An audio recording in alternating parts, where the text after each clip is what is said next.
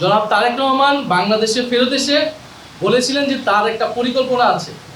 এখন এই যে একটা স্বাধীন সাংবিধানিক প্রতিষ্ঠান হিসেবে নির্বাচন কমিশনকে চাপ প্রয়োগ করা, এটা কি তার পরিকল্পনার অংশ কিনা, এটা কিন্তু জনগণের মনে প্রশ্ন তৈরি হচ্ছে।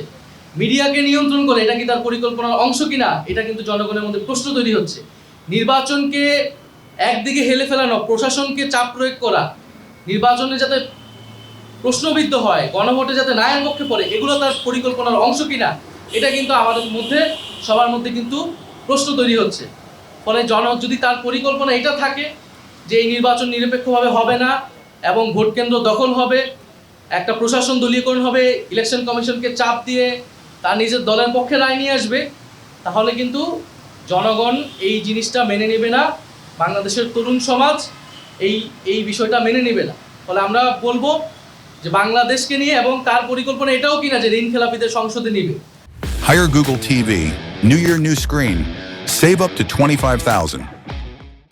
দ্বৈত নাগরিকত্ব যাদের রয়েছে তাদেরকে সংসদে নিবে, যারা আবারও ঋণ খেলাপি হবে, যারা আবারও টাকা লুট করবে, ব্যাংক লুট করবে এবং টাকা পাচার করবে তাদের ওই ভিন্ন দেশে। ফলে তার পরিকল্পনাটা জনগণের সামনে স্পষ্ট করা উচিত। এবং আমরা আমাদের সবার পরিকল্পনা, সবার ভীষণ এই নতুন বাংলাদেশ নিয়ে, এই নির্বাচনকে নিয়ে আমাদের যে স্বপ্ন, জনগণের স্বপ্ন, আমরা কিন্তু সব কিছু স্পষ্ট করছি। আমরা আশা করব যে সবাই যার যার জায়গা থেকে দায়িত্বশীল ভূমিকা পালন করবে এবং সরকার এবং নির্বাচন কমিশন নিরপেক্ষ অবস্থান রাখবে।